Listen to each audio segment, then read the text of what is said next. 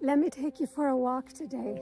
And in a beautiful castle park, I want to talk about love. Love shapes our life in so many ways, and yet it's really difficult to understand what it actually is.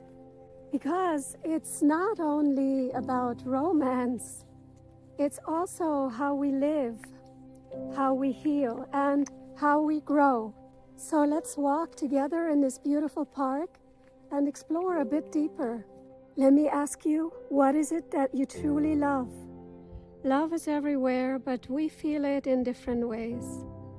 What does love really mean? Is it more than romance and expectations? And how does childhood shape the way we love? How can we break old patterns and feel love more deeply? And most importantly, how can we choose love every day? So what do you love?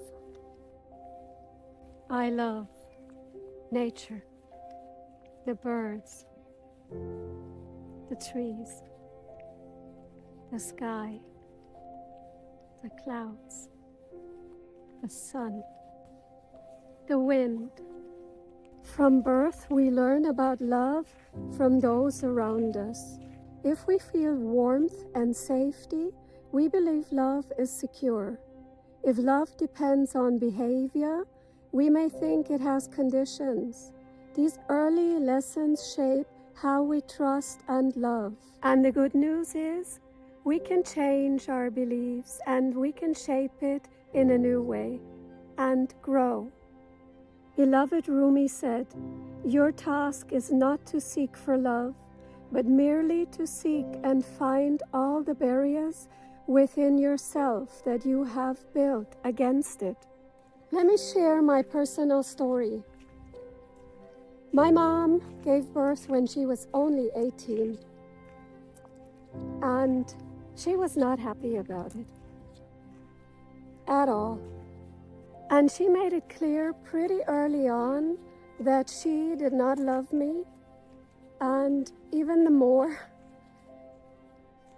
she blamed me for being alive and having stolen her youth. Now, this is a pretty common thing. I am not the only one with this type of experience. And while it was really hard for me as a child and also as a young grown-up, well, what can you say? Life moves on, you get older and you change perspective. And I see it differently now, I can only imagine how scared and devastated she must have been to be pregnant and giving birth with 18. So there's a part of me, truly, that has forgiven her and even understands that that must have been a terrible situation to be in. Now, psychology says the way that you're conditioned is the way that you're gonna love. And I can say, maybe, maybe, but something happened in my life while I was watching my mom and, her life unfold. I thought to myself, I choose love. I choose love. I'm gonna live a life with love. And I think I did this subconsciously. I didn't know what I was doing. But just watching her life and the way that she lived her life, I knew I'm not going to do that. I choose love. And I did. There are also things that we can do that will help love to grow, which is practicing kindness. Love does grow when we treat others with care and respect. Love also grows when we practice to be present, truly listening and being with someone. If you're not multitasking and fully there, it's truly an act of love. Letting go of judgment, accepting people as they are, helps love flow. Connect with nature. Nature reminds us of the beauty of unconditional love. It's just there. Love is not just something we get from others. It is something that we can give, something that we can choose, something that is always around and inside of us. No matter where we are in life, love is always there. So what I'm trying to say is the more you pour out, the more you get back. And that is exactly how it was for me. And the other thing is, there is a driving force behind it for me. So action, there's action in love. And, you know, many of us wait for the perfect person, and we have a long list of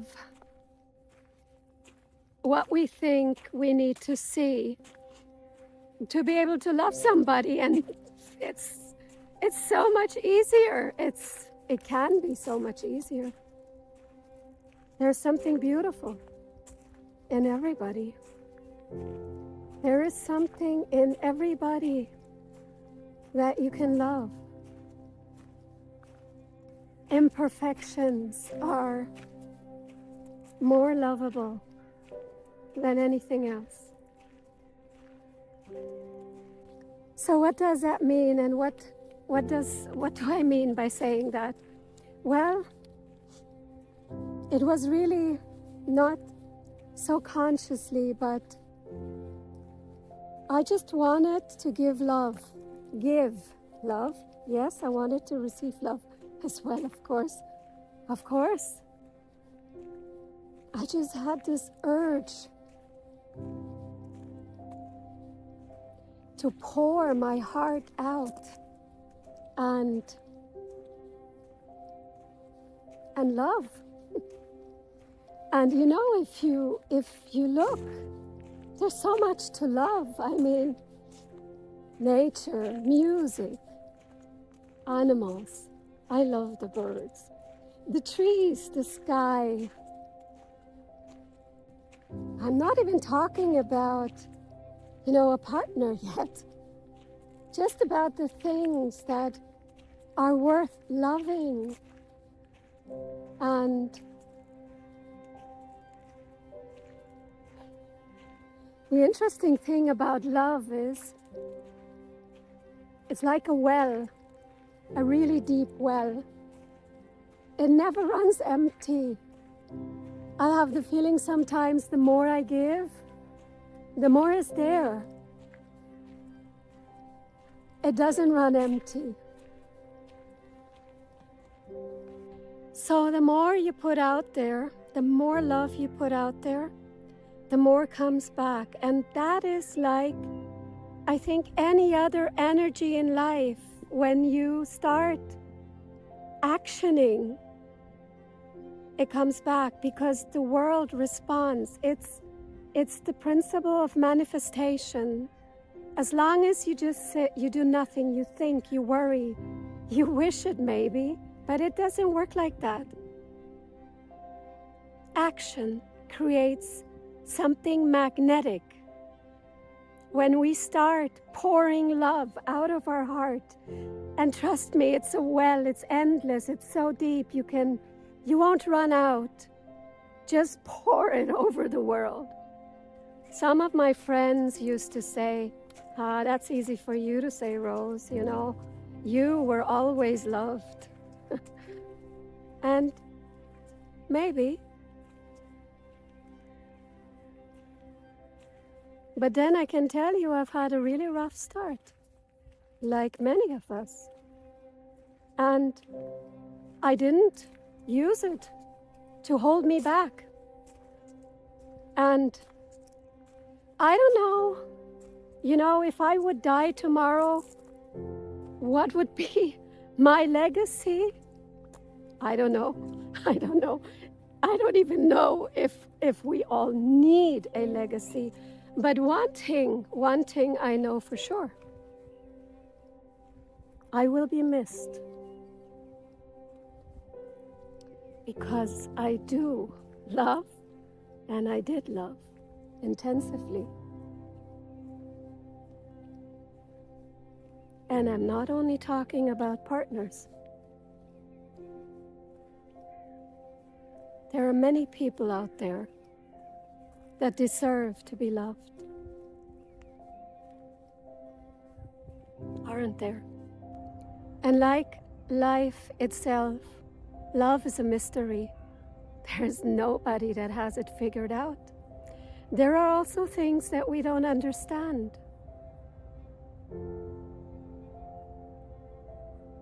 And if you ever tried to make yourself love somebody that is in your life just because they're kind and nice and they would be the good person for you, if you've ever tried to love somebody intentionally, it's impossible.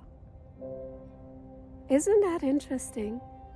I find that fascinating.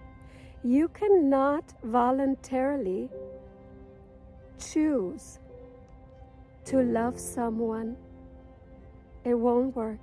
So the question is then, what is it that makes you love a person or not?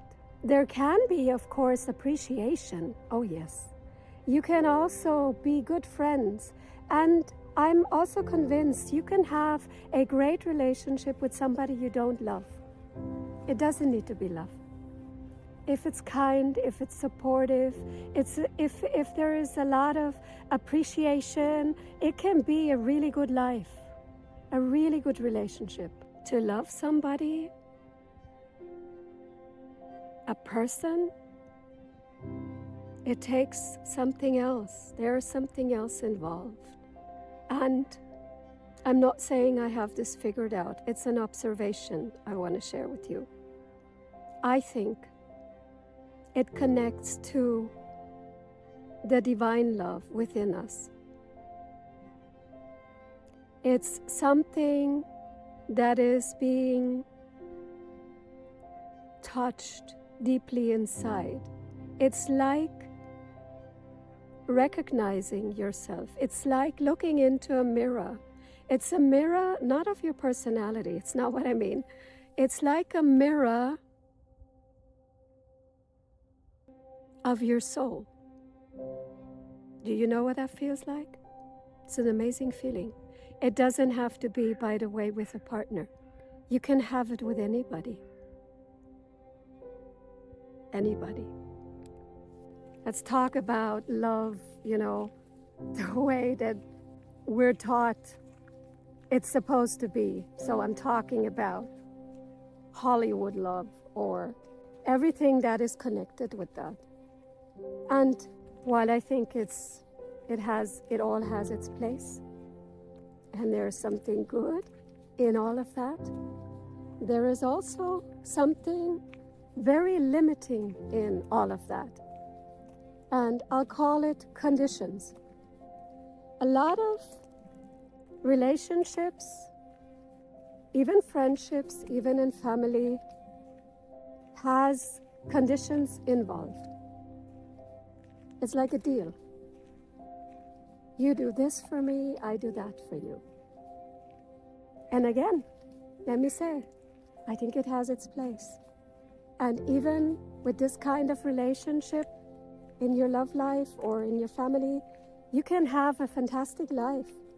Nothing may be missing, but for me, that doesn't do it. It doesn't. And while I think all of these relationships can really add a supporting environment, something that's kind, that fosters growth, and that helps us with life, I think it's not enough at the same time.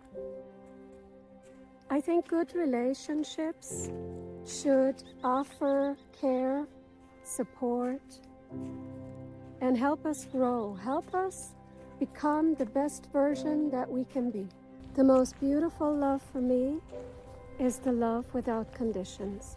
The love that just flows because it wants to. Like a flower that just grows because it has to. And sometimes I feel the love inside of me is also like that. And isn't that a strange thing? I entered this life without human love, but not without the divine love. And the divine love wanted me to be here. Have a look at it that way. And the divine love is not about conditions, it simply is. So we could also say that love is almost like a power, a force that connects us all, that nourishes us. And if you're doing some kind of spiritual practice, whether it's meditation or prayer, I'm sure you know what I mean. It can be experienced in a most wonderful way in spiritual practice. So if you're not meditating yet, or if you haven't started prayers and you've been planning to, let me encourage you to get it going. It's deeply rewarding. It truly is. So how can we experience more love? For me, love is a decision. We can decide that we want to live a life with love by simply start giving it. One of the most beautiful experiences in my life connected with love is seeing how someone grows as you love them, how they develop themselves, and how they develop the courage to explore life and themselves and become the person that they always wanted to be, and how love gives them the strength, being loved, being fully accepted, being accepted and loved unconditionally. It makes them thrive.